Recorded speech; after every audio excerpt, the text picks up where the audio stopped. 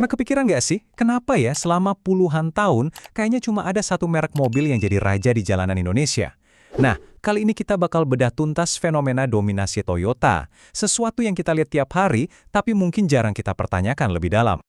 Coba deh, nanti pas lagi di jalan, iseng perhatiin sekitar. Mau di tengah macet, di parkiran mall, bahkan di gang-gang sempit sekalipun. Logo 3 elips itu ada di mana-mana kan? Ini bukan kebetulan loh, ini adalah hasil dari sebuah strategi yang sudah dipikirkan matang-matang.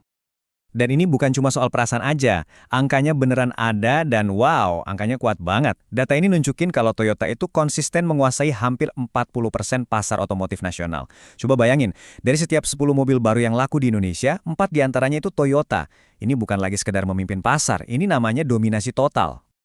Nah, buat ngerti kenapa Toyota bisa sekuat itu, kita harus lihat dari sudut pandang kita, para pembeli.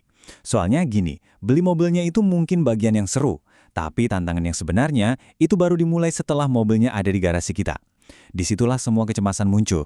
Khawatir soal apa aja? Macem-macem. Misalnya, tiba-tiba harus keluar duit banyak buat perbaikan yang nggak disangka-sangka. Atau, amit-amit, mobil mogok pas lagi di luar kota, terus bingung nyari bengkel sama spare partnya di mana. Dan pastinya, pertanyaan klasik, nanti kalau dijual lagi, harganya anjlok banget gak ya?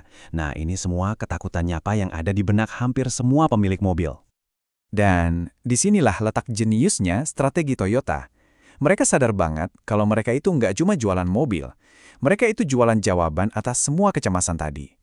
Mereka membangun sebuah ekosistem yang ngasih satu janji simpel tapi kuat banget. Peace of mind, atau ketenangan pikiran. Janji ini ditopang sama 3 pilar utama.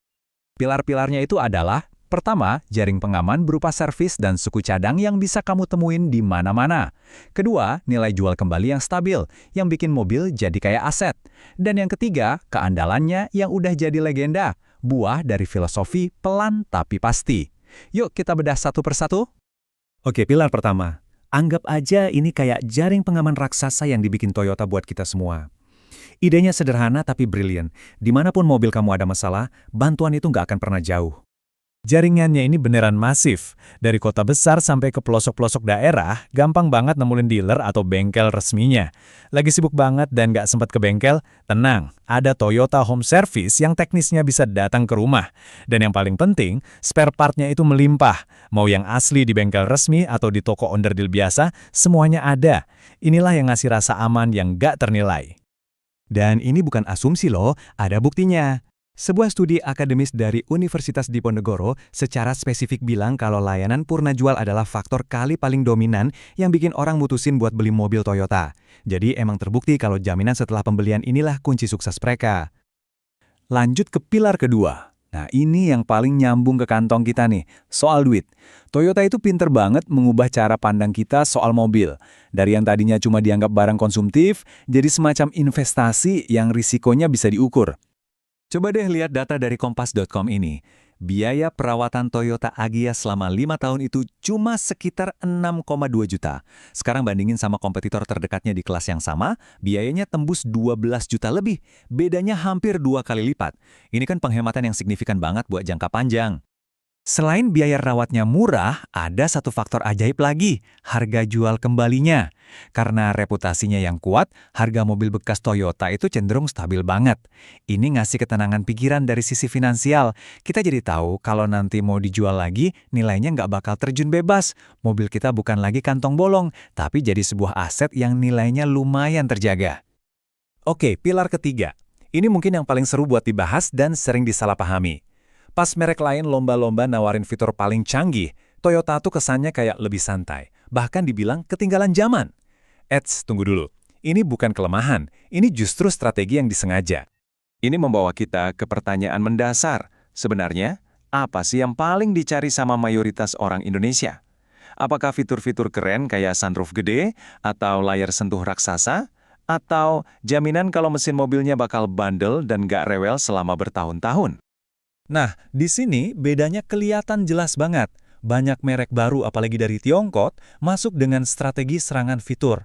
Mereka nawarin teknologi canggih dengan harga miring buat bikin kita terpesona. Di sisi lain, Toyota tetap setia sama resep andalannya. Pakai teknologi yang mungkin bukan paling baru, tapi sudah terbukti tangguh dan bisa diandalkan di segala medan jalanan Indonesia. Dan yang paling menarik, studi dari Universitas Diponegoro yang tadi kita bahas, itu nemuin sesuatu yang mengejutkan. Variabel persepsi kualitas, yang seringnya kita hubungkan dengan kecanggihan fitur, ternyata ditemukan tidak berpengaruh signifikan pada keputusan orang untuk membeli. Ini bukti telak kalau buat pasar Indonesia, jaminan keandalan itu jauh lebih berharga daripada kilauan fitur-fitur terbaru. Jadi setelah kita bedah 3 pilar ini, kita bisa lihat gambaran besarnya kan? Fenomena yang sering disebut sebagai kepercayaan buta atau Toyota mindset ini ternyata sama sekali nggak buta. Justru sebaliknya, ini adalah pilihan yang sangat rasional.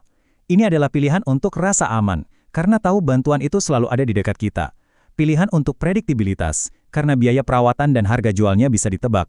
Dan pada akhirnya, ini adalah pilihan untuk sebuah investasi jangka panjang yang risikonya lebih kecil. Ini semua kalkulasi logis, bukan cuma sentimen buta. Tapi, pertanyaan besarnya sekarang adalah, di tengah gempuran mobil listrik dan teknologi-teknologi baru yang makin canggih, apakah formula ketenangan pikiran ala Toyota ini bakal tetap jadi juara? Apa generasi pembeli mobil masa depan bakal tetap lebih mentingin jaminan purna jual daripada inovasi teknologi? Nah, itu dia pertanyaan yang cuma bisa dijawab